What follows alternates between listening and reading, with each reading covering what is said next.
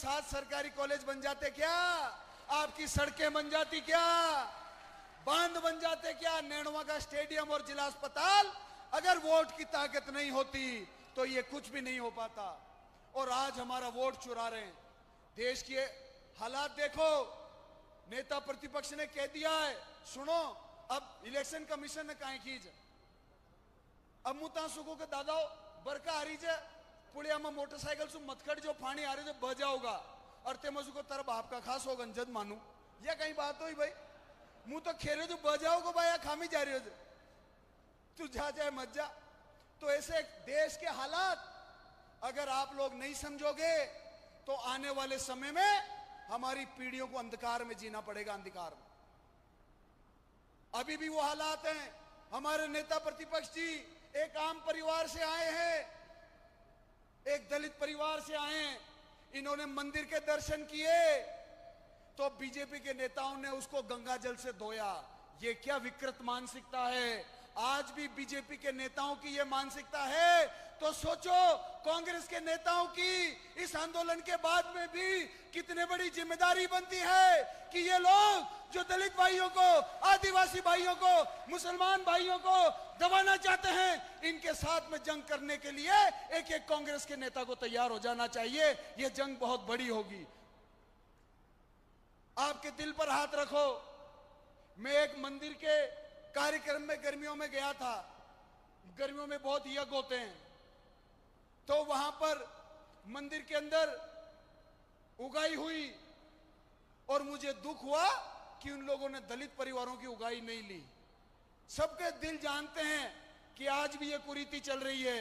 ये लोग जो इस प्रकार की मानसिकता को फैलाते हैं, कांग्रेस के नेताओं को गांव-गांव में खड़ा होना होगा। इस मानसिकता के खिलाफ एक न एक दिन आप और हम सब इस चपेटे में आएंगे। अगली बार जब भी कोई मंदिर बने, जब भी कोई कार्यक्रम हो, कोई यज्ञ का कार्यक्रम हो, तो सर्व जाति का होना चाहिए, सर्व धर्म का होना चाहिए। भगवान किसी एक का नहीं है, भगवान सबका है। हर जाति हर धर्म के लोगों का भगवान है।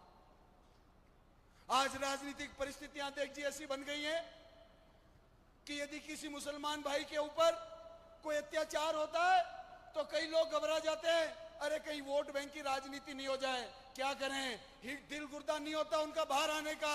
अरे किसी भी जो इंसान का बच्चा है, किसी पशु के ऊपर भी, किसी पे कोई पेड़ को काटता है, कोई नदी को नष्ट करता है, तो हर इंसान का दिल दुखता है कि नहीं दुखता?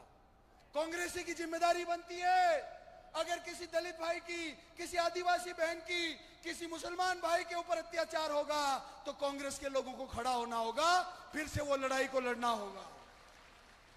साथियों, ये तो वोट चोर वाली बात से, क्योंकि कितना अधिकार छीनने वाला है मेरे को याद आ गया तो मैंने कह दिया। लेकिन आज का मुद्दा स्पष्ट है, स्पष्ट।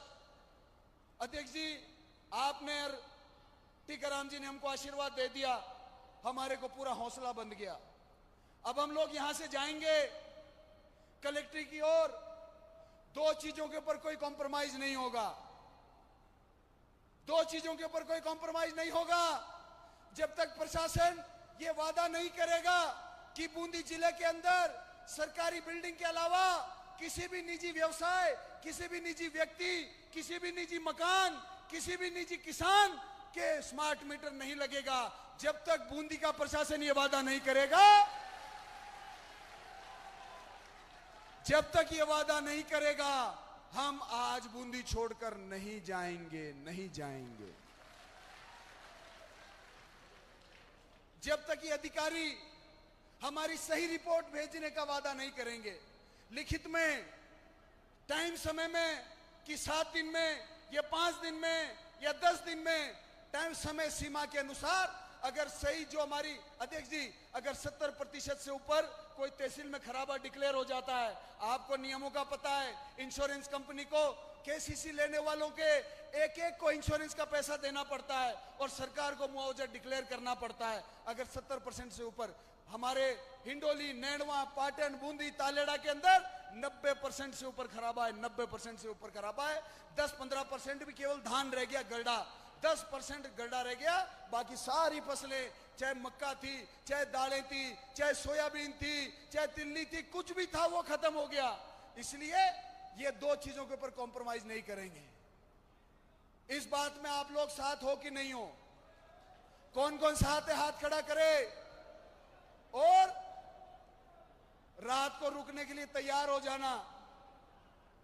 कोई के भाषे वहां से न दुआती हो तो वहां न पाचे छोड़ दीजियो, कमारी तो वहां से न दुआ होगी। अशान का नहीं, अब यहां से कलेक्ट्री पर जाऊंगा तो जब तक ये 2 वादा लेगा कोई ना, तब तक उठेगा कोई ना। चाहे शाम हो, चाहे रात पड़े, चाहे काल हो, चाहे 5 दिन लागे, चाहे 10 दिन लागे, जब तक ये वादो न लेगा, जब तक यहां से उठेगा कोई ना। ई बात में कौन कौन सहमत है वो हाथ खड़ा करे। कौन कौन सहमत है? ठीक है। अब आप लोग, अध्यक्ष जी, अब हम लोग जा रहे हैं।